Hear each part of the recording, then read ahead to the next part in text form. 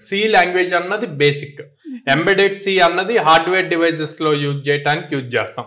C++ ఇప్పుడు మనం ఇది చూస్తుంది నార్మల్ క్యాలిక్యులేటర్, ఇంజనీరింగ్ క్యాలిక్యులేటర్ అని సపరేట్ గా ఉంటది అనమాట. మనం ఇంజనీరింగ్ చదివేటప్పుడు క్యాల్సి అంటాం.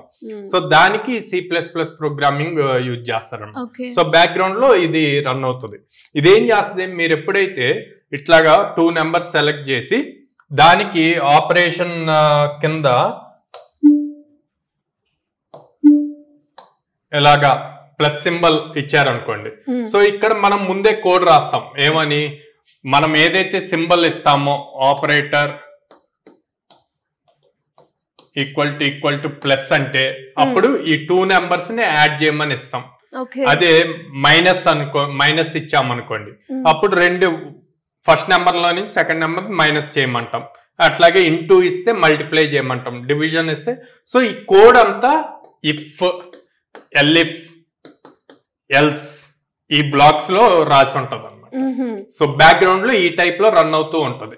సో ఇలాగా లాజిక్స్ రాయటం గనక వస్తే ప్రతిదీ ఈజీగా అర్థమవుతుంది.